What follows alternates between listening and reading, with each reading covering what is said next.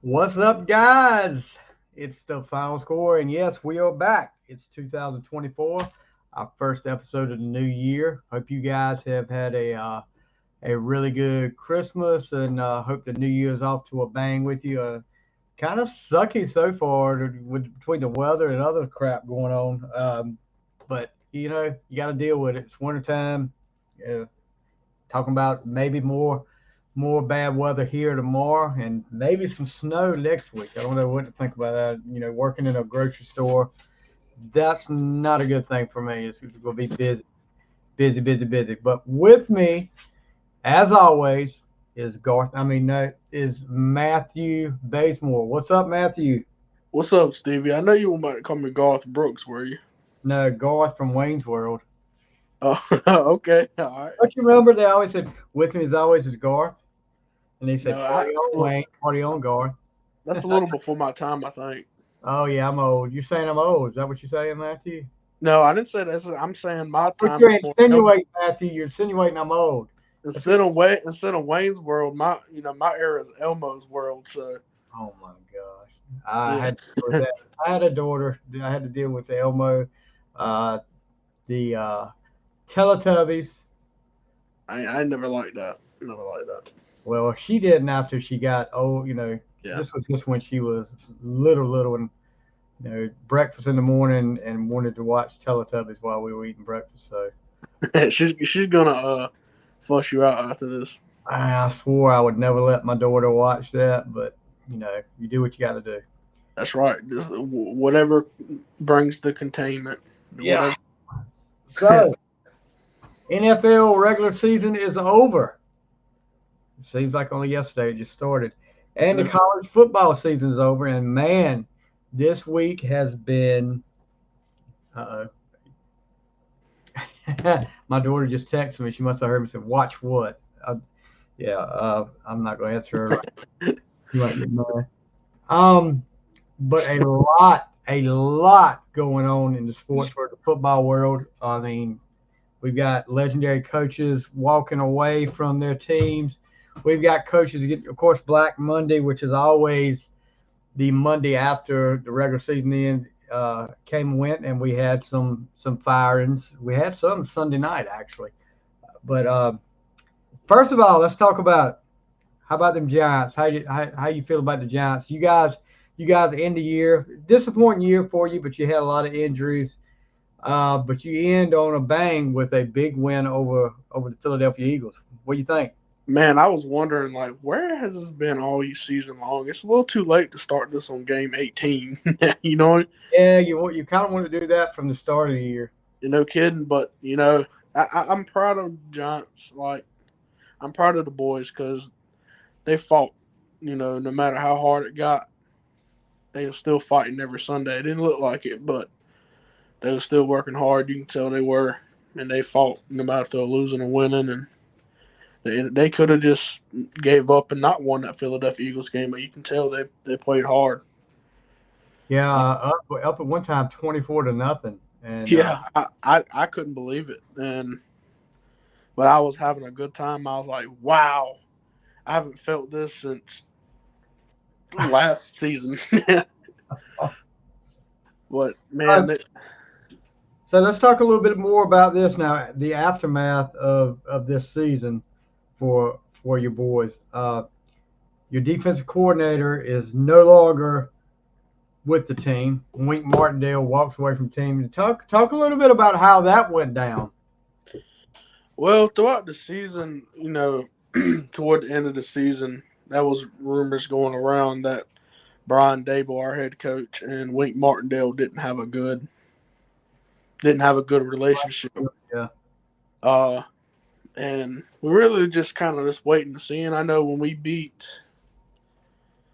who do we beat it toward the end? Not Philly, but it was somebody we beat. But Brian Dable gave Wink the game ball, gave Wink Martindale the game ball. Uh-huh. Then they kind of squished it a little bit. But afterwards, we started hearing these news about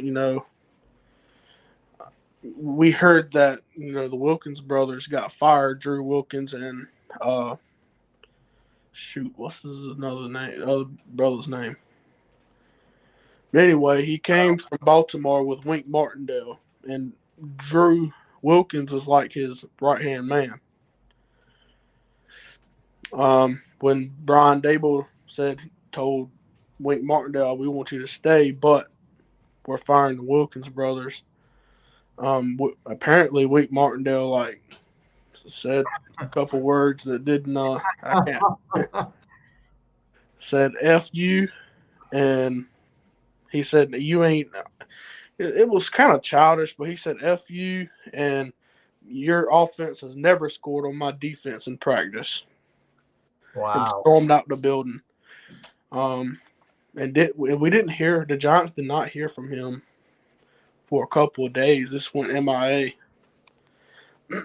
But it's starting to figure out now that Wink and Drew Wilkins were basically working behind Brian Dable and saying, okay, we ain't got to follow Brian Dable's rules. We just respond to the owner. We do our own thing.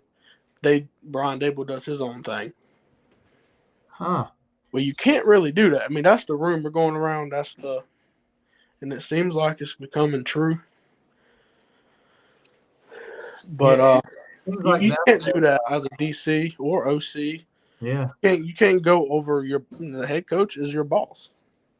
Yeah. So you're kind of scheming things around Brian Dable.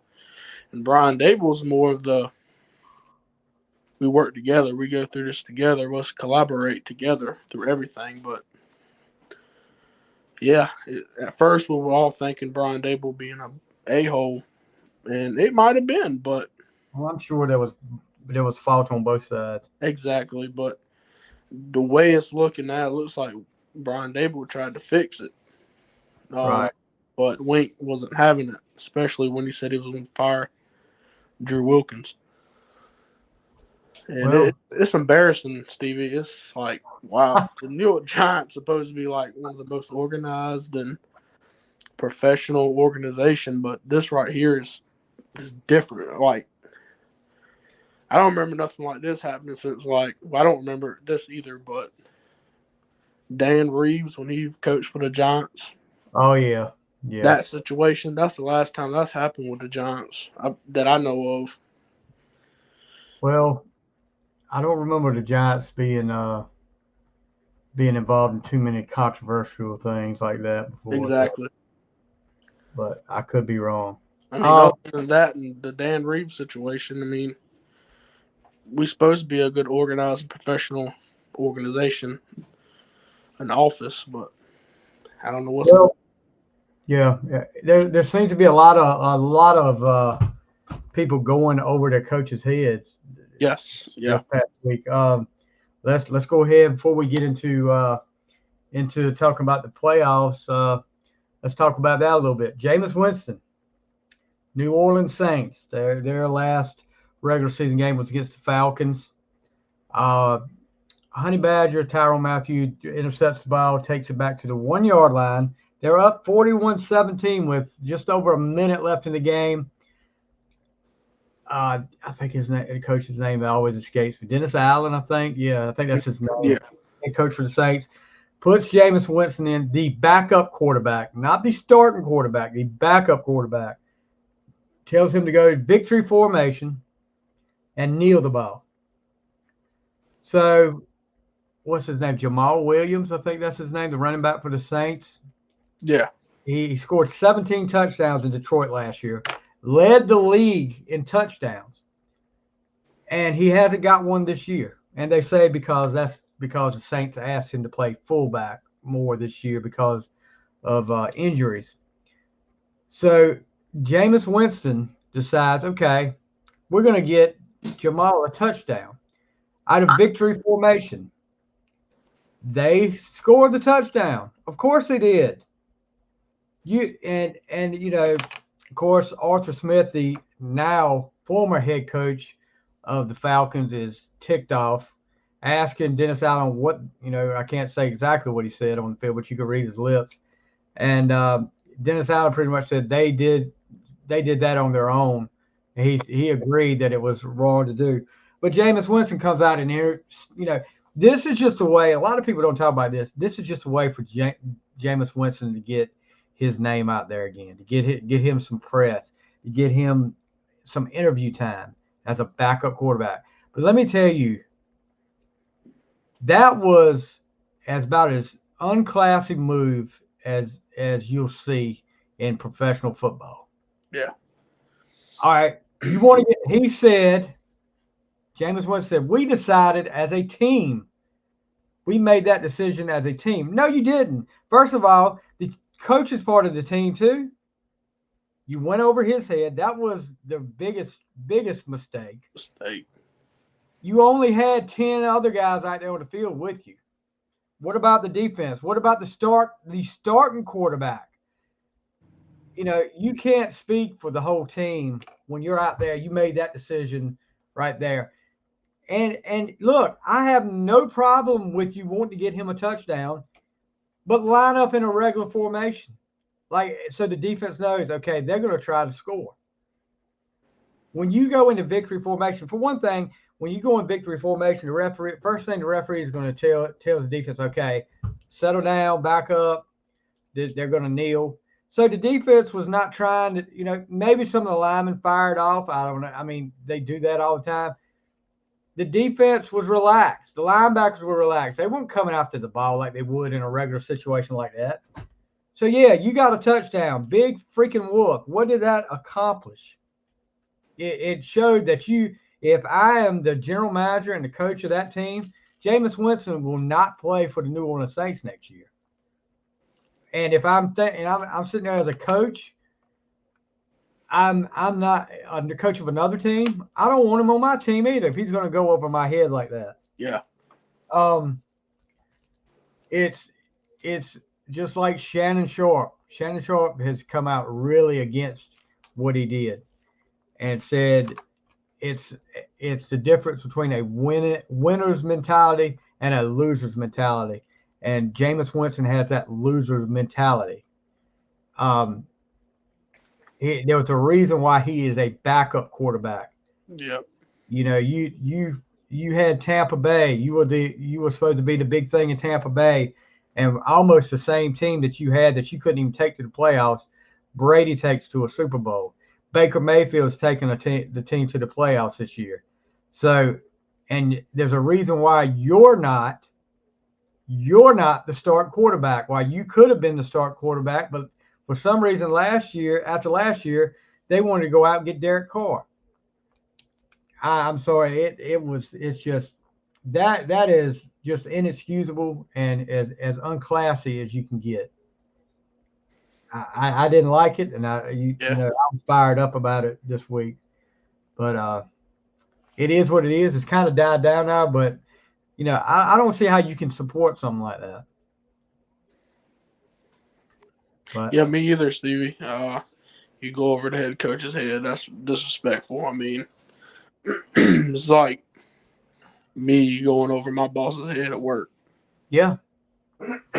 And doing a whole different scheme than what I was told to do. But that's like people kept bringing up, well, Marino did it against the Jets that year. The Dolphins were losing that game, and it wasn't in victory formation. He faked like he was going to spike the ball, and then he threw it. Big difference there. Big difference when you're losing and when you're up 41-17. And Winston said, well, it was 41-17 already. 7 more points wasn't going to hurt. It wasn't going to make it any worse. That ain't the point. No. You know, I would love to ask him if the Falcons did that to the Saints, what would his thinking be? He wouldn't like it. He would be ticked off about it. But what do I know? What do I know? And I mean, I know for a fact, especially high school ball, when they tell you they're gonna kneel the ball, the referees make you back off. They tell you sit up, and don't come after them. Don't even fire out. So it's probably different in the NFL a little bit, but still same point. All right, moving on. Black Monday came and went for the NFL. First victim of the coach's firing, Arthur Smith from the Falcons, which you kind of saw that coming. Falcons, early in the year, people were talking about the Falcons were a playoff team, and I'm like, I'm not seeing that. I mean, you've got an inexperienced quarterback. I mean, you've got a rookie running back that plays well in spurts. Um, I just didn't see it, and they proved my point later in the year. The South, NFC South was once again one of the worst leagues in football, and you know Arthur Smith, yeah, he needs to go. Who is next in Atlanta? Who knows? But didn't stop there. One of the worst kept secrets in football: the Washington Commanders fire head coach Ron Rivera. We saw, yeah.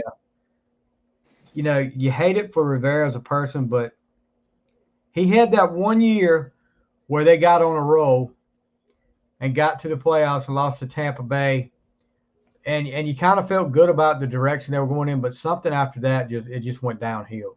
I don't know what it was, but their defense, Chase Young getting injured, then you trade away your two best defensive players.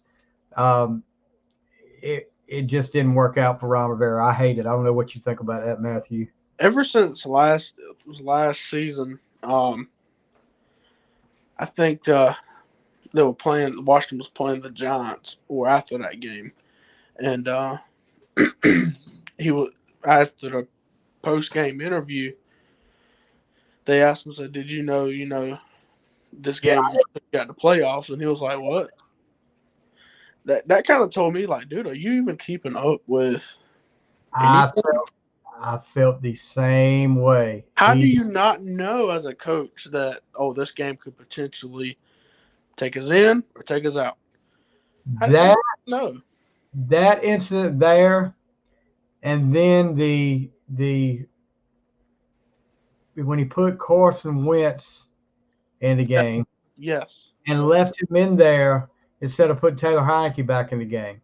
After Taylor Heinicke had one bad game against the 49ers, which is probably at the time the best defense in the NFL. Yeah. And after he had led them on a hot streak, and then gets, after that game, well, we're going to start Carson Wentz, and Wentz played like a high school. I wouldn't even put that on a high school quarterback. Decisions like that and not paying attention to what's going on as far as your playoff chances, that right there showed me, maybe they need to consider a coaching change there. And I'm like you, I agree totally with you. I mean, that told me right there ever since, like, this guy is, like, out of it. He's not even, like, he's not even paying attention. Like, you don't care. Yeah, like you don't care. Yeah. Yeah. Then he said on the press conference today, or in an interview, that he normal stuff, but was thankful and he enjoyed every minute of it. Oh yeah, I mean, blah blah blah, and I'm sure he was, but dude, the past couple of years, you seem like you just didn't care. And I don't know where this ends up either. I don't know if he comes back to coaching or what, but he might go back to college, coaching for college. You know what? I'd rather be a pro coach right now than a college coach. The college scene right now with the transfer portal and everything. Yeah, it's ridiculous. You might as well be coaching pro because it's like free agency with the transfer portal, and you got to you pay money. Same difference. What's the difference? I hate the transfer portal. Yeah, it's going to be a problem. College football is definitely changing, and I don't know if it's for the better. I'm not trying to get off subject here, but Carmen Bursillo? No, that name doesn't ring a bell. It's me either, really. But we just Johnson hired him for offensive line coach. Okay. He just got off the Ravens. He was the Ravens offensive line coach. Oh, okay. So he didn't stick with the he's sticking around with the Ravens till the end of the playoffs, till they lose in the first round of the playoffs? No, Raiders. Raiders. Okay, I thought you Raiders. said Ravens. I was doing so he's gonna stick around till they lose the first game of the playoffs with the Ravens. Yeah, that would be kind of crazy, wouldn't it? Yeah. It doesn't end with Rivera. Mike Vrabel, which surprised me from the Titans. And what I'm reading now, reading today, was that tension between him and the ownership people was what caused this to happen. But he is gone. He's gone from the Titans. So, and I think any team out there that's looking for, I don't know if they're head coach or if even a assistant coach, you better go get this guy. Yes. I think he's a good head coach. He knows his stuff, and I think he gets the best out of his players. So that's why it surprised me. I didn't know the situation between him and the owner, but it surprised me. What? They fired him? Yeah, I felt the same way when I saw it. I was like, I can't believe this. Something's wrong here. Yeah.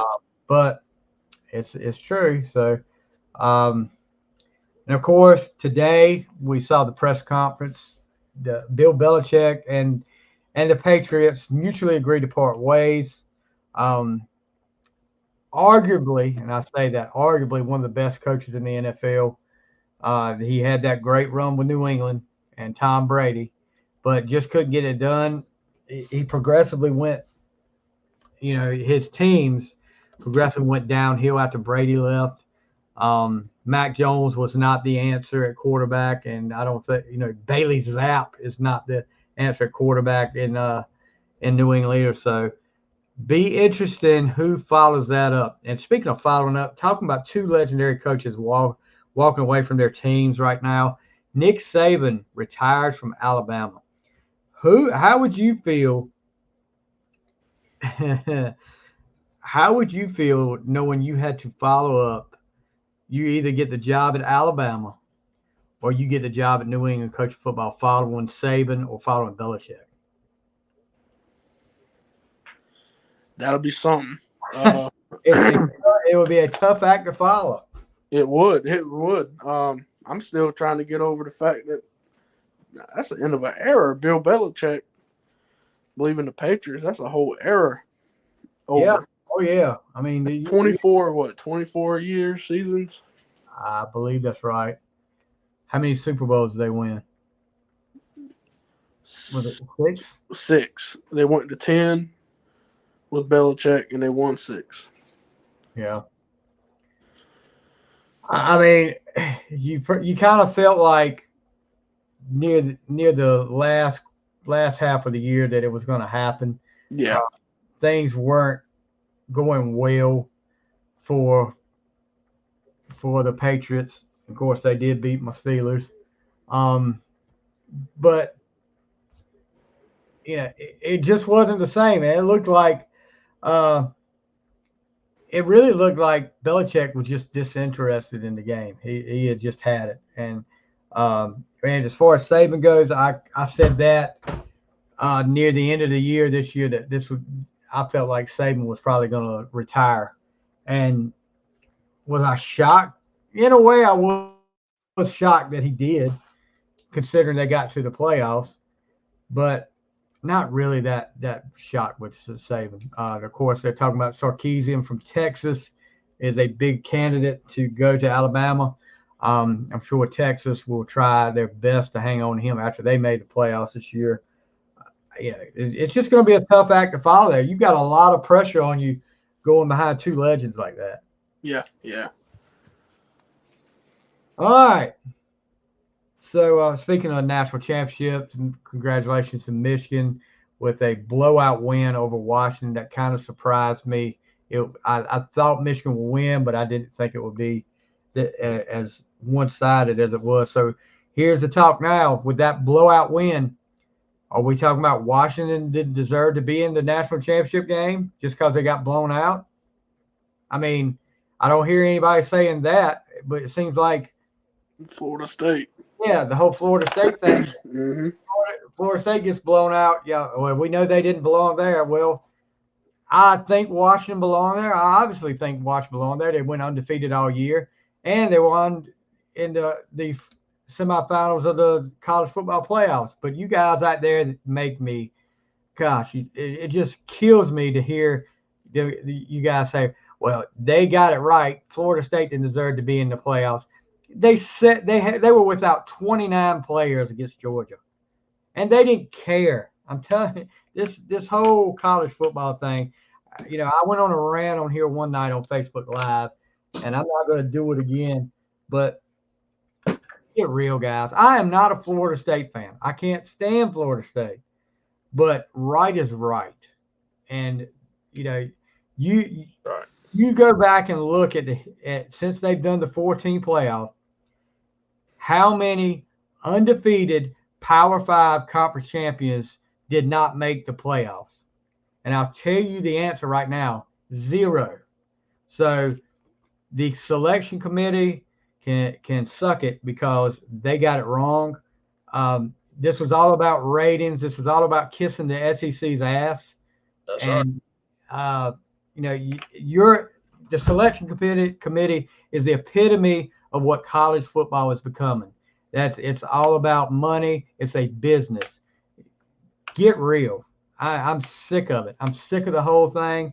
You need to come up with something different in college football. That's my rant for that. That's what, like Peter Griffin said, that's what grinds my gears.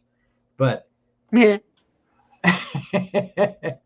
But yeah, I mean, it's just ridiculous. I don't want to even get into it like I did before. Let's see. Playoffs. Like Jim Moore said, playoffs? You talking about playoffs?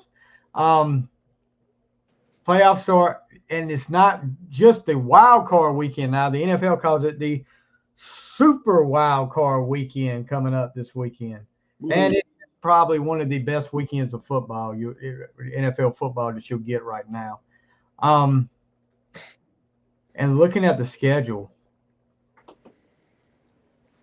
4:30 games Saturday, leading off. The Cleveland Browns, led by Joe Flacco, against the Houston Texans with DeMeco Ryans, the rookie coach, making the playoffs his first year, with C.J. Stroud as a rookie quarterback. How do you feel about this game? Who you got in this game, bud? I got Houston. I think Houston's going to win it, huh? Yeah, I think they're going to win this game. C.J. Stroud has really impressed me. And it surprised me. It surprised me, to be honest with you. Houston is what I thought was. You still look at them as one of the underdogs, but now they look good. Yeah. Yeah. In Cleveland, they're just so unpredictable every week.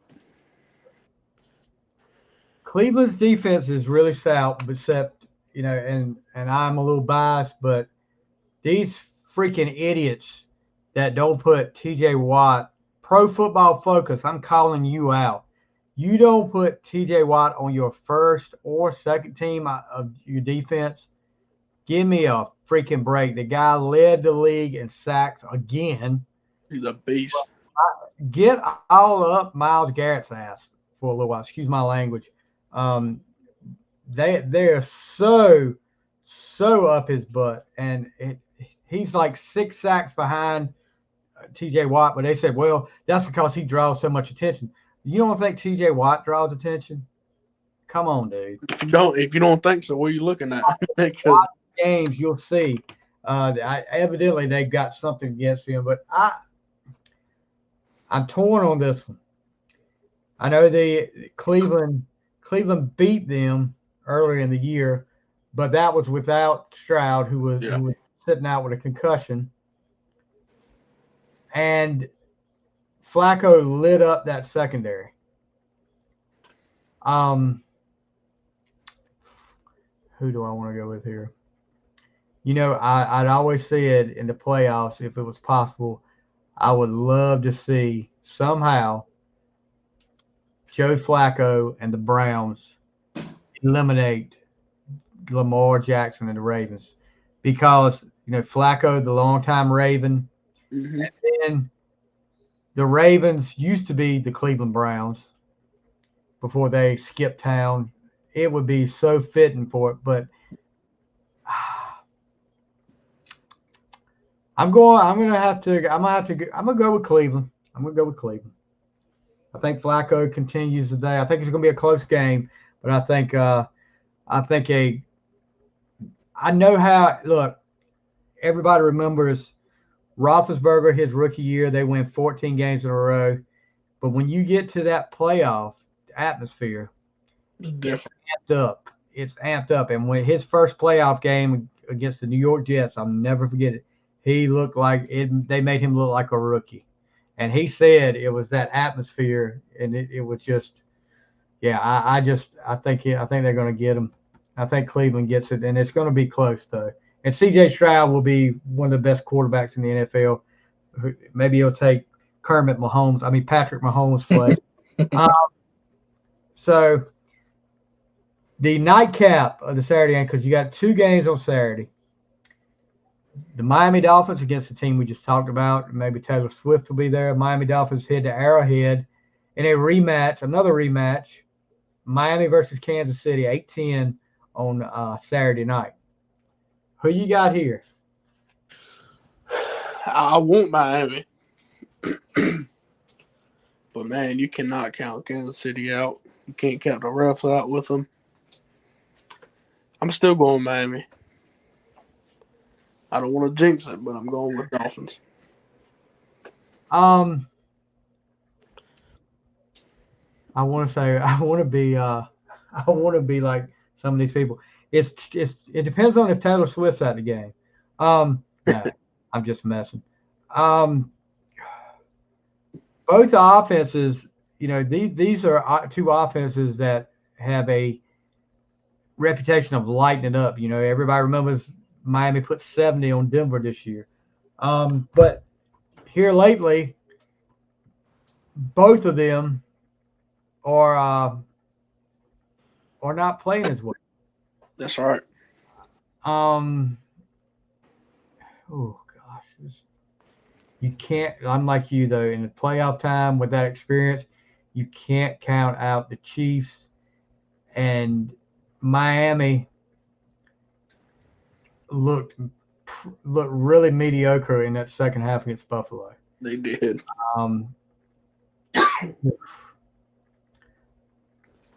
I'm going to go Kansas City on this one. I think it's going to be, but it's not going to be a high scoring game. I think No. I think it's going to be a low scoring game, but Kansas City gets it. I think it's going to be like 27 points total. Yeah, well, I mean, I think they both scored the 20s. Something like a 24-20 win. But all right. So no NFC games on Saturday. All the NFC games are on Sunday, or on Sunday and Monday. So leading off Sunday, my boys, the Steelers, how they got in the playoffs, don't ask me. Did they deserve to be there? Probably not, but God knows Mason Rudolph, where was he all year? Why didn't we have him in the whole year? Whatever happened to Pickens? Like, he just fell off. You talking about Pickens or Pickett? Pickett, yeah, sorry, Pickett. Pickett, well, he got hurt, and then Trubisky absolutely sucked. So we had to put Rudolph in, and Rudolph has just been lighting up. I mean, Rudolph went in it looked like a monsoon in Baltimore, and Rudolph he had 2 incompleted passes. He went 18 for 20 in the rain. So that's pretty impressive there. And you see, and I don't know if it's Pickett can't read the defenses. I don't know.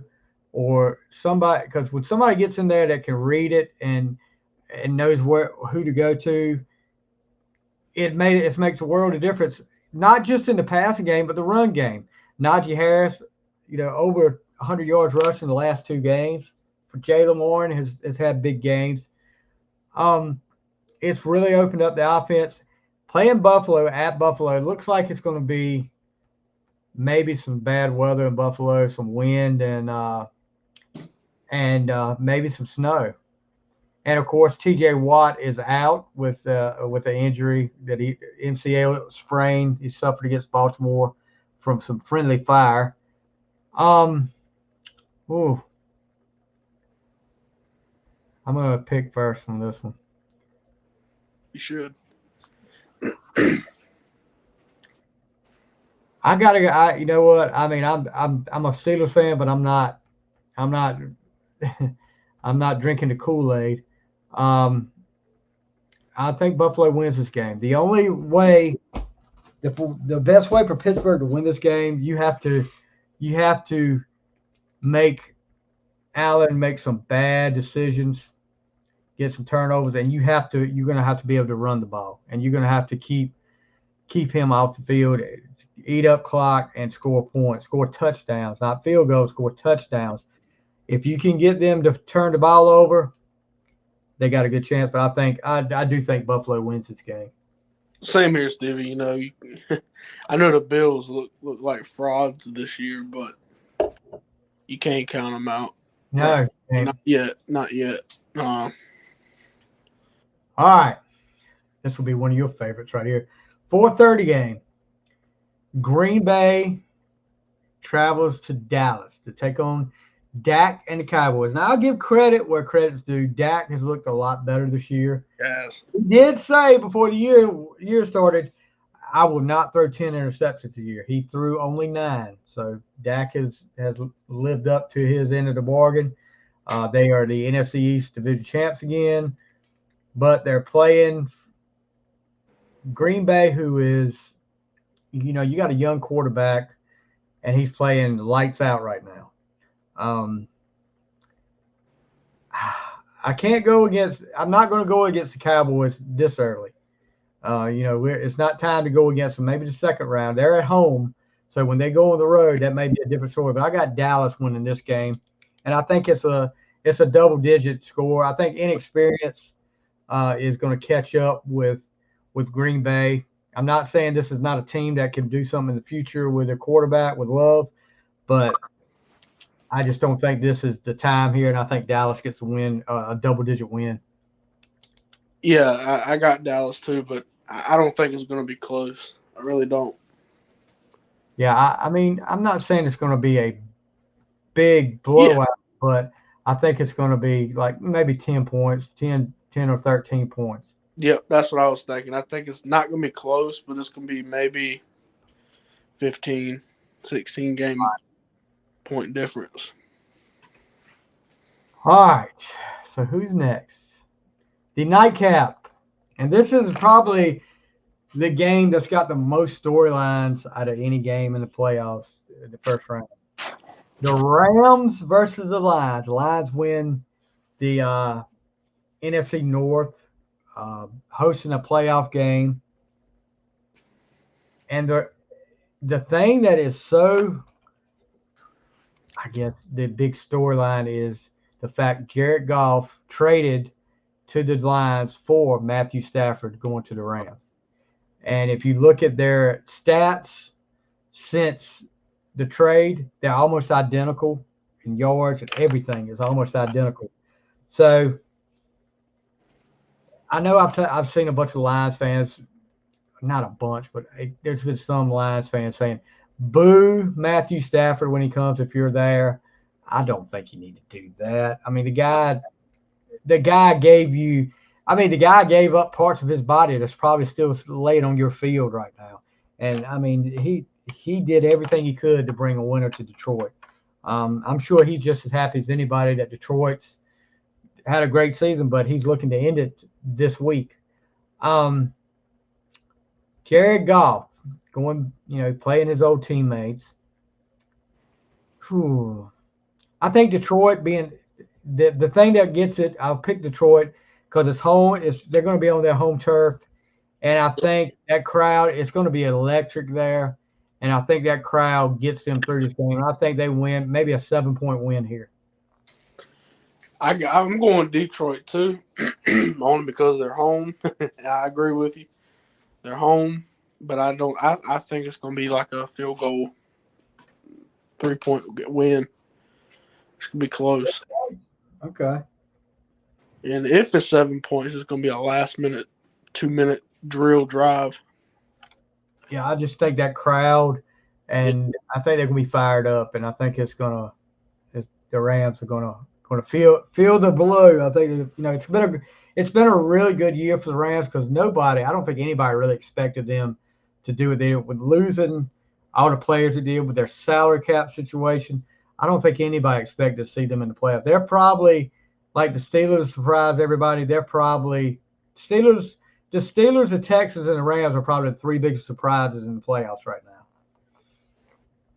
All right. Last game. Monday night playoff game. I got to get used to a Monday night playoff game. Yeah. Tampa Bay, winners of the NFC South, hosting the Philadelphia Eagles. Now, 4 weeks ago, did you ever think that Philadelphia would be going on the road for a playoff game? Looked like they were in control of the East. After that win over the Cowboys at Philly, looked like they were in control of the East. They were going to get on a roll. And, man, after that win against the Chiefs, where Sirianni makes that little yells at the Chiefs fans when he's going out in the tunnel, who's talking now? They have gone downhill since then. And I'm going to tell you, losing to you guys the way they did, they have not looked good in weeks. No. They took a beating against San Francisco. They took a beating against Dallas. Philly fans are upset. It's probably a good thing they're not playing at home because I think this is a really good chance Philadelphia loses in the first round.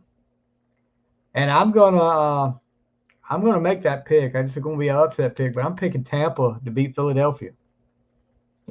I am too because Philly's also got a lot of injuries going on.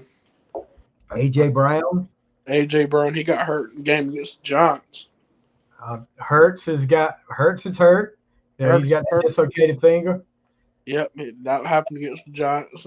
I was watching a live stream YouTube channel that I like to watch every Sunday. Chat Sports. But anyway, I posted up there and said, "Hi, my name's Jalen, and my finger hurts."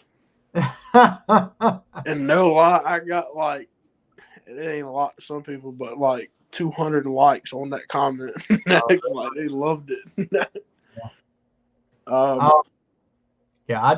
Just the way they're going to have to prove it to me after the way they played the last 4 weeks. And Baker Mayfield, I think, he's got some experience. I think they can beat them in the playoffs. I think so too because Philly's offense is sloppy. I mean, we had 5 turnovers against them, 5 or 6. So yeah, put pressure on Hurts and it'll hurt them. So that's our playoff picks. We want to hear from you guys what you guys think. You think we're crazy or what? But that's the upset pick right there for us. If you think I'm crazy, I ain't saying you're wrong. I'm not saying you're wrong either. But I mean, if I'm crazy, I may not be crazy about these picks. But it should be a great weekend for football.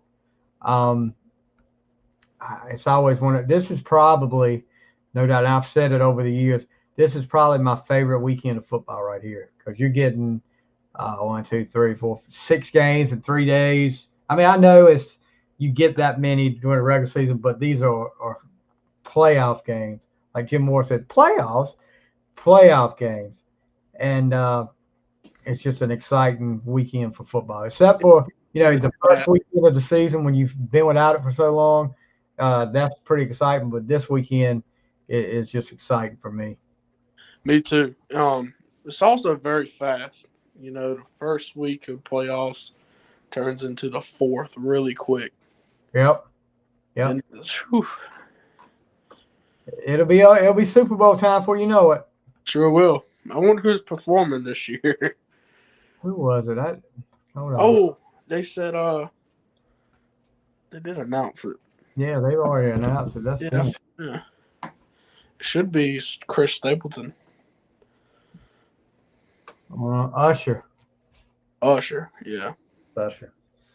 They ought to bring Creed. They're going on tour this year. We'll bring Creed out there. We'll see about that. Usher headline Super Bowl halftime show.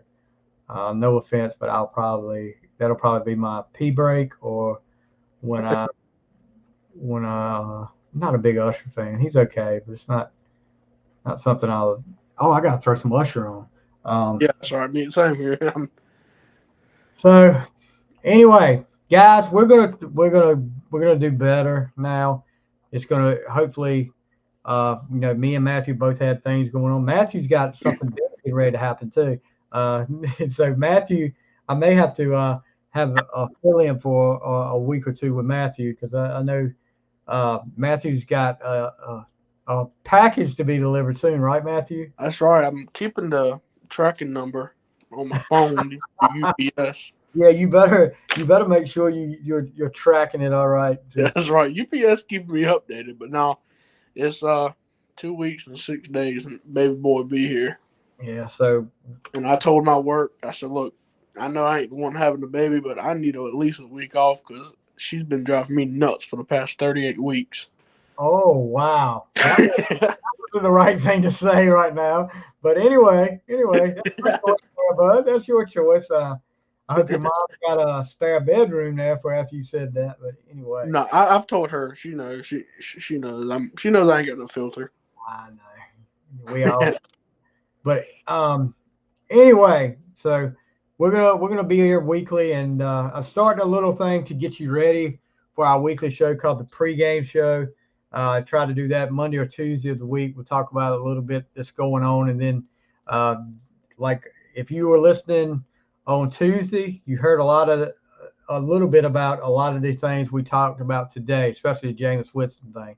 But yeah, guys, just make sure you tune in. Make sure you subscribe to the YouTube channel and like us and give us a 5-star review on Spotify, Apple, wherever you listen to your podcast at, guys. That helps more than anything. And like I said, I will be I've got an interview coming up that's going to be posted this week with a former Notre Dame quarterback and had number 2 draft pick in the NFL draft a few years back. So I won't give away who that is to you right now, but you'll have to tune in and find out.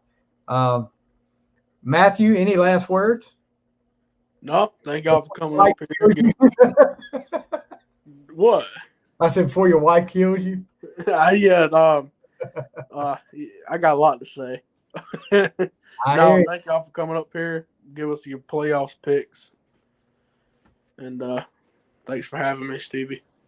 Yeah, so I'll probably pop in here. I know maybe Sunday I'll pop in here live a little bit while we're watching the games, get you guys thoughts on the game, what's going on so far.